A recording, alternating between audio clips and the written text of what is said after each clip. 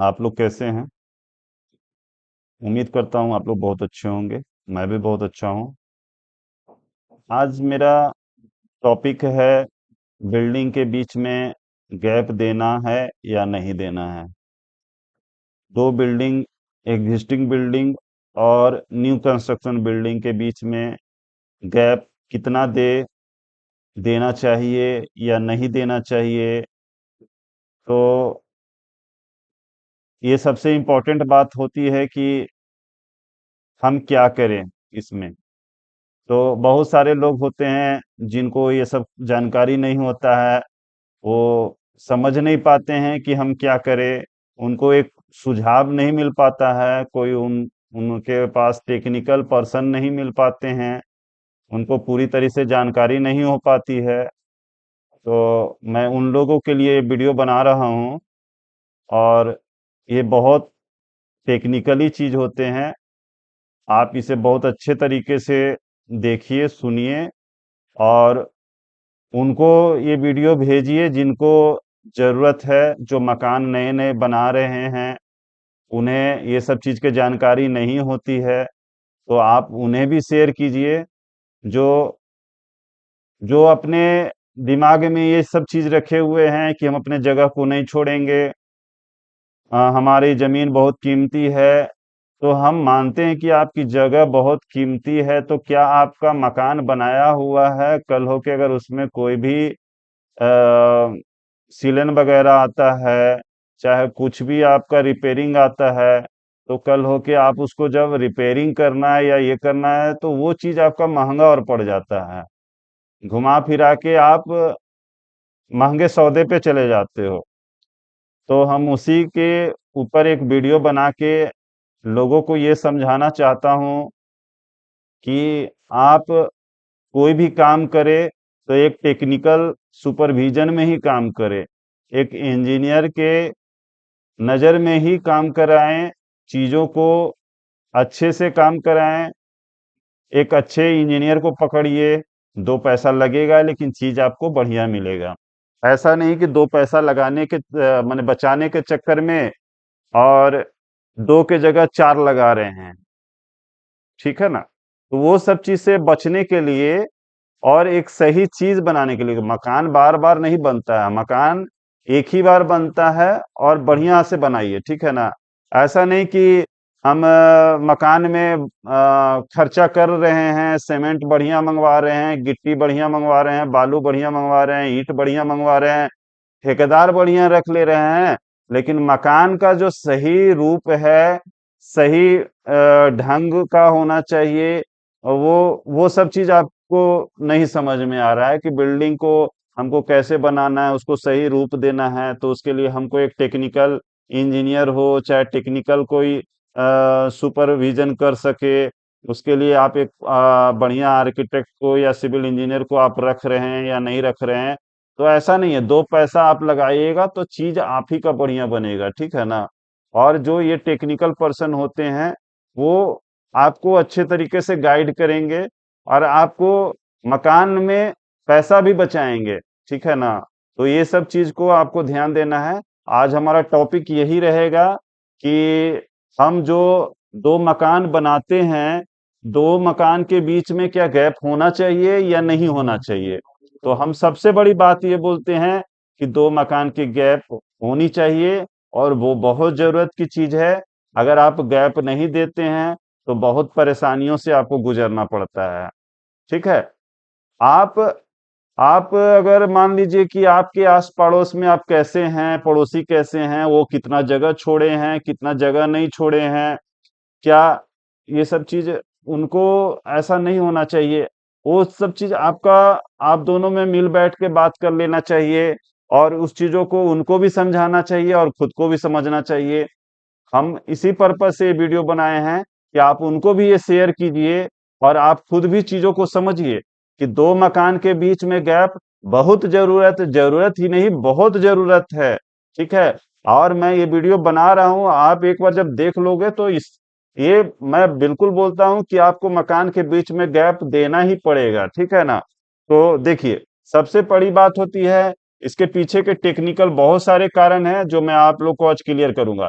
तो सबसे बड़ी बात है कि जब आप मकान बना रहे हैं तो इसमें गैप अगर देते हैं और अगर नहीं देते हैं तो इसके पीछे का क्या कारण आता है, ठीक है। चलिए हम एक एक करके बताते हैं। सबसे पहले जब आप मकान का फाउंडेशन जब कटिंग करते हैं तो सबसे पहला बात है कि आप जीरो लेवल में मकान बना रहे हैं तो आपका फाउंडेशन भी यहाँ पे जीरो लेवल में जीरो में ही खत्म होगा। तो सबसे पहले आपका लोड एक्सेंट्रिक हो जाएगा। बहुत सारे ठेकेदार है जो डायरेक्ट फाउंडेशन को यहीं कट करके और फाउंडेशन को अंदर बना के लोड एक्सेंट्रिक हो जाता है। तो लोड एक्सेंट्रिक का डिजाइन करना पड़ता है। अगर एक प्रॉपर सिविल इंजीनियर से स्ट्रक्चर इंजीनियर से आप कॉलम को सही तरीके से डिजाइन करवा रहे हैं तो आपका लोड एक्सेंट्रिक नहीं होगा। और अगर आप डायरेक्ट ठेकेदार और इससे मिस्त्री से काम करा रहे हैं तो वो लोड एक्सेंट्रिक होगा, बिल्डिंग का लोड एक तरफा भागेगा। और फ्यूचर में वो सेटलमेंट के कारण आपका बिल्डिंग का वर्टिकली क्रैक आ सकता है, कॉलम के बीच में भी और बीम के बीच में भी। तो ये सब चीज से बचने के लिए आप एक प्रॉपर इंजीनियर से बात करें, चीजों को समझिए। बिल्डिंग का सबसे इम्पोर्टेंट होता है कॉलम, बीम और जो भी आरसीसी स्ट्रक्चर है, वो बिल्डिंग का सबसे बड़ा रोल होता है। उसमें दीवार प्लास्टर का बहुत ज्यादा इम्पोर्टेंस नहीं होता है। उसमें सबसे इम्पोर्टेंट है कि कॉलम को हम मजबूती दे, बीम को मजबूती दे और छत को मजबूती दे। बाकी आप दीवार के जगह पे एक पर्दा भी लगा दीजिएगा तो बिल्डिंग में कोई प्रॉब्लम नहीं आएगा जब तक आपका कॉलम, बीम और छत मजबूत नहीं है। दीवार से कोई भी लोड नहीं होता है। पहले का जो बिल्डिंग बनता था वो लोड बेयरिंग स्ट्रक्चर बनता था। आजकल का बिल्डिंग जो होता है वो फ्रेम स्ट्रक्चर बनता है। तो लोड बेयरिंग स्ट्रक्चर में बिल्डिंग अपना लोड पूरे ईंटे के ऊपर देता था, ईंटा अपना लोड लेता था। पहले का फाउंडेशन देखते थे कि हमारा दीवार पहले 20 इंची रहता था, 25 इंची रहता था। जैसे जैसे ऊपर बढ़ते थे दीवार की चौड़ाई कम होते जाती थी, तो उसको लोड बेयरिंग स्ट्रक्चर बोलते हैं। आजकल का जो घर का जो भी बनता है वो सब फ्रेम स्ट्रक्चर में बनता है। फ्रेम स्ट्रक्चर मतलब पूरे कॉलम और बीम का ही रोल रहता है, उसमें ईंटे का कोई रोल नहीं रहता है। आप बिल्कुल दिमाग से निकाल दीजिए कि उसमें ईंटे का बहुत ज्यादा रोल रहता है। ईटा आप कौन सा यूज कर रहे हैं, रेड ब्रिक यूज कर रहे हैं, फ्लाई एश यूज कर रहे हैं, एसीसी ब्लॉक यूज कर रहे हैं या नहीं भी यूज कर रहे हैं, आपका बिल्डिंग में ईंटे से कोई मतलब नहीं है। अगर आप फ्रेम स्ट्रक्चर बना रहे हैं, अगर आपके दीवार में कोई क्रैक्स भी आ रहा है तो उस क्रैक से आप डरिए नहीं, वो सरफेस क्रैक है। चलिए हम उसके ऊपर बहुत ज्यादा नहीं घुस रहे हैं, उसमें कौन सा क्रैक है, क्या क्रैक है, जब तक हम सुपरविजन साइट को नहीं देखेंगे हम उसके ऊपर नहीं बोल सकते हैं कि वो सरफेस क्रैक है या स्ट्रक्चरली क्रैक है, ठीक है ना। तो हम वो अभी टॉपिक को बहुत ज्यादा नहीं डेप्थ में घुसेंगे, उसके ऊपर हम कभी और टॉपिक पे हम वीडियो बनाएंगे। लेकिन अभी हमारा फिलहाल यही है कि दो बिल्डिंग के बीच में गैप क्यों दे और क्यों नहीं दे। तो सबसे पहला कारण है कि हमारा एक प्रॉपर फाउंडेशन का वहां पे इंड होगा, प्रॉपर फाउंडेशन का तैयारी होगा, जिससे हमारा लोड एक्सेंट्रिक नहीं होगा, ठीक है। चलिए दूसरा कारण होता है कि अगर आप बिल्डिंग बना रहे हो तो फ्यूचर में आपको मेंटेनेंस की जरूरत पड़ती है। ऐसा नहीं कि बिल्डिंग एक बार बन गया उसके बाद आपकी बिल्डिंग को ना कोई रिपेयरिंग करेंगे, ना कोई पेंट करेंगे, ना कोई प्लास्टर करेंगे, ना पाइप को अगर कहीं मेरा पाइप लीकेज हो गया है, पानी का मेन लाइन लीकेज हो गया है, ये ड्रेनेज का लाइन लीकेज हो गया है, तो कल हो के हमको रिपेयरिंग करने के लिए सोचना पड़े। वहां जगह उतना होना चाहिए कि एक आदमी को मेंटेनेंस करने के लिए, मैन को मूवमेंट करने के लिए वर्किंग स्पेस होना बहुत जरूरी है। अगर आपके पास वर्किंग स्पेस नहीं छोड़ रहे हैं तो वो भी जगह छोड़ के कोई मतलब है नहीं। तो जगह उतना ही छोड़िए कि जितनी जगह में आप कोई भी काम करवा सकते हैं, मेंटेनेंस करवा सकते हैं। वर्किंग स्पेस आपको छोड़ना बहुत जरूरी है। तो वर्किंग स्पेस कितना छोड़े, तो मिनिमम 2 फीट, 2 फीट से नीचे आप बिल्कुल नहीं जाएं। एक आदमी को उतरने के लिए, झुलुआ लगाने के लिए, सीढ़ी लगाने के लिए, चढ़ने के लिए जगह छोड़िए, उतना जगह छोड़िए। दोनों मिल के आप दोनों दोनों मकान के आस पड़ोस वाले आप लोग मिलजुल के बैठ के शांति दिमाग से सोच समझ के चीजों को छोड़िए कि फ्यूचर में आप ही को फायदा है, ठीक है ना। चलिए आगे, सब मेंटेनेंस पर्पज से आप छोड़ दिए, क्योंकि कल हो के आपको मेंटेनेंस करना है। अगर नहीं छोड़िएगा तो आपका मकान के अंदर कोई भी प्रॉब्लम आएगा तो आपका मेंटेनेंस नहीं हो पाएगा। चलिए आगे का तीसरा पॉइंट है कि आप अगर कल हो के बारिश होती है, कल हो के बारिश होती है, अगर दो मकान के बीच में गैप नहीं दीजिएगा तो क्या होगा, पानी उस गैप के बीच में घुसेगा।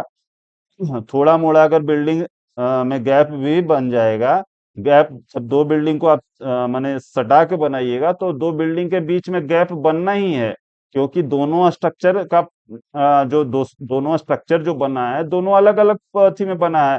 तो एक दूसरे का बिल्डिंग में सेटलमेंट होने के कारण, बिल्डिंग में सेटलमेंट कैसे आएगा, बिल्डिंग में सेटलमेंट आना ही आना है। कब आएगा, जब तक आप एक कोई सही इंजीनियर को पकड़ के अगर कंस्ट्रक्शन नहीं करा रहे हैं, एक प्रॉपर इंजीनियर से कंस्ट्रक्शन नहीं करा रहे हैं, एक टेक्निकल तरीके से कंस्ट्रक्शन नहीं करवा रहे हैं, तो आपके बिल्डिंग में 100% सेटलमेंट आना ही आना है। और सेटलमेंट आने का सबसे बड़ा रीजन होता है कि आप फाउंडेशन किस टाइप से बना रहे हैं, फाउंडेशन के नीचे कोई सॉइल जो है लूज सॉइल नहीं बचा हुआ है। ये सब कारण होता है आपका सेटलमेंट के कारण। आपको कहीं फाउंडेशन ओपन फाउंडेशन बनाए हैं तो नीचे का जो लेवल है, बेड लेवल है, उसको प्रॉपर तरीके से ड्रेसिंग किया गया है कि नहीं किया गया है, नीचे पीसीसी वगैरह किया गया है कि नहीं किया गया है, नीचे ब्रिक वर्क किया गया है कि नहीं किया गया है। तो ये सब चीज आपको एक टेक्निकल तरीके से एक इंजीनियर ही देख सकते हैं। तो ये सब चीज बहुत इंपॉर्टेंट होता है। और हमेशा ये चीज जान रखिए कि जब दो मकान को आप सटा के बनाएंगे तो दोनों के बीच में एक डिफरेंशियल सेटलमेंट आएगा। डिफरेंशियल सेटलमेंट क्या होता है, एक ये मकान और ये मकान मकान के बीच में अप डाउन आएगा, अप डाउन आएगा, दोनों के बीच में गैप आ जाएगा, क्योंकि ये मकान कितना सेटल कर रहा है, ये मकान कितना सेटल कर रहा है, उस चीज का जानकारी आपको भी नहीं है। ये मकान हो सकता है कि कुछ और सेटलमेंट कर रहा है, ये मकान कुछ और सेटलमेंट कर रहा है, तो दोनों के बीच में डिफरेंशियल सेटलमेंट आएगा। और हो सकता है कि ये मकान का नीचे का फाउंडेशन अगर सही नहीं बनाया होगा तो ये मकान हो सकता है कि इस साइड में झुकना चालू करे और इस मकान को इस साइड में झुकना पड़े। तो हो सकता है कि दोनों के बीच में गैप आ जाएगा, दोनों मकान के बीच में। और दोनों मकान के गैप आएगा तो बारिश के सीजन में पानी इसके अंदर घुसेगा, और पानी घुसने के कारण आपके मकान में सीलन का समस्या आएगा। जो पानी पानी घुसेगा, इससे मकान में दीवार खराब होगा, प्लास्टर झड़ेगा, स्ट्रक्चर में कमजोरी आएगा, स्ट्रक्चर में क्रैक आने लगेगा, जंग लगने लगेगा स्टील में। पानी मॉइस्चर बनाएगा तो जंग लगेगा, तो उसके कारण आपका इधर का साइड का पूरा बिल्डिंग कमजोर होने लगेगा। आप चाह के भी मेंटेनेंस नहीं कर पाओगे, इस साइड से नहीं उतर पाओगे, आप तो मेंटेनेंस नहीं कर पाओगे। तो इसलिए कभी भी दो बिल्डिंग के बीच में गैप होना चाहिए। मिनिमम गैप 2 फीट तो जरूर ही होना चाहिए, उससे तो बिल्कुल कम नहीं होना चाहिए। ठीक है। अगर मान लीजिए कि आप मकान बना लेते हैं, ये मकान भाई साहब बना लिए हैं, इनको तो कोई जरूरत नहीं है कि हमको अभी फिलहाल इधर से कोई मेंटेनेंस नहीं। अब नए वाले भाई साहब मकान बनाएंगे तो इधर से प्लास्टर कैसे करेंगे। ठीक है। तो ये सब चीज मेंटेनेंस पर्पज से, प्लास्टर करने से, कंस्ट्रक्शन पर्पज से आप जगह उतना छोड़ के ही मकान बनाएं कि जिससे दोनों को सुविधा मिले, किसी एक को नहीं। ऐसा नहीं कि ये बना के अपना अपना तो बना लिए, अब दूसरे वाले क्या करेंगे क्या नहीं करेंगे। तो नहीं, आपको जिंदगी भर दोनों को साथ में जीना है, साथ में मरना है। तो हर चीज को दोनों को समझना होगा, अकेले अकेले समझने से नहीं होगा। दोनों मकान के बीच में गैप दीजिए, मिनिमम गैप 2 फीट। 2 फीट से ज्यादा जो भी आप रख सकते हैं, आप लोगों को जितना जरूरत है आप उतना रखिए, लेकिन गैप देना बहुत जरूरी है। ठीक है। अगर आप गैप नहीं देते हैं तो फ्यूचर में ये सब चीज के समस्याएं आपको झेलना ही पड़ेगा। ठीक है। अभी ना झेलिए, 2 साल के बाद झेलिए, 4 साल के बाद झेलना झेलना है। और बिल्डिंग की मजबूती भी आपको नहीं मिल पाएगी। जब तक मेंटेनेंस नहीं कर पाएंगे, पेंट पोचाड़ा नहीं कर पाएंगे, बिल्डिंग की मजबूती नहीं मिल पाएगी। नेक्स्ट कारण ये है कि अगर आप दो बिल्डिंग के बीच में गैप देंगे तो बाहरी इन्वायरमेंट भी आपके बिल्डिंग के ऊपर, आपके खिड़की से अंदर आएंगे, हवा पानी मिलेगा, धूप मिलेगा, आपको हर चीज मिलेगा जिससे कि आपका घर का इन्वायरमेंट सही लगेगा, शुद्ध वातावरण मिलेगा, हवा पानी मिलेगा। कम गैप दीजिएगा तो मच्छर वहां पे आएगा, पानी रहेगा, मॉइस्चर रहेगा, धूप लगने से आपका दीवार सूखेगा नहीं, तो वहां पे मक्खी मच्छर का जगह बन जाएगा, गंदगी बन जाएगा। तो आपको दिन भर मक्खी मच्छर से परेशान रहोगे। तो आपके खिड़की के द्वारा उधर से सीलन का बदबू आएगा, पानी मॉइस्चर का बदबू आएगा, मक्खी वगैरह ये सब से थोड़ा सा गंदगी फैलने लगेगा। तो वो सब चीज से भी आपको झेलना पड़ेगा। तो आप उतना जगह जरूर छोड़े कि जिससे हवा पानी जाए, प्रॉपर पानी जाए, तो उसको ड्रेनेज ड्रेनेज प्रॉपर हो जाए, मेंटेनेंस पर्पज से हो जाए। हवा पानी मिलने से आपके दीवार में जो नमी आएगा वो सूखने का जगह मिले। धूप से आपको दीवार सूखेगा, तो ये सब चीज से आपको परेशानियों से बचना चाहिए, बचना पड़ेगा, ठीक है ना। तो आज मैं आपको सारा चीज आपको क्लियर कर दिए। तो आप ऐसा नहीं किसी ठेकेदार और मिस्त्री आपको जैसा बोल रहा है आप उसी बात पे नहीं आए। आप टेक्निकली चीजों को समझिए और उसके ऊपर ही काम करें। तो मैं एक सिविल इंजीनियर होते हुए मैंने ये सब बात आपको बताया हो। ये पूरा आप समझिए कि आपके लिए बहुत इंपॉर्टेंट चीज है। और ये लोगों को भी बताएं, मेरा वीडियो लोगों को शेयर कीजिए और लोगों को जानकारी दीजिए। ये सब जिनको जानकारी नहीं होता है, आप लोग मकान में पैसा लगा लेते हैं लेकिन सही सही चीजों में नहीं आप चीजों को समझ पाते हैं, सिर्फ पैसा लगाना जानते हैं लेकिन टेक्निकली काम करना नहीं जानते हैं। तो लोगों को बताइए, जिनको ना समझ है वो समझेंगे। चीजों को फॉरवर्ड कीजिए, लोगों के सामने भेजिए ये वीडियो जिससे उनको जानकारी होवे और एक सही घर की संरचना कर सके, एक टेक्निकली काम कर सके। और कोई भी मकान बनाए तो एक टेक्निकल पर्सन के सुपरविजन में ही मकान बनाए, जिससे ये सब कमियां आपको वो बता बता के काम करवाएंगे, ठीक है ना। तो ये सब चीज हमेशा ध्यान रखें। चलिए आज मैं वीडियो को यहीं समाप्त करता हूँ। मेरा वीडियो को लाइक कीजिए, शेयर कीजिए, सब्सक्राइब कीजिए। Thank you.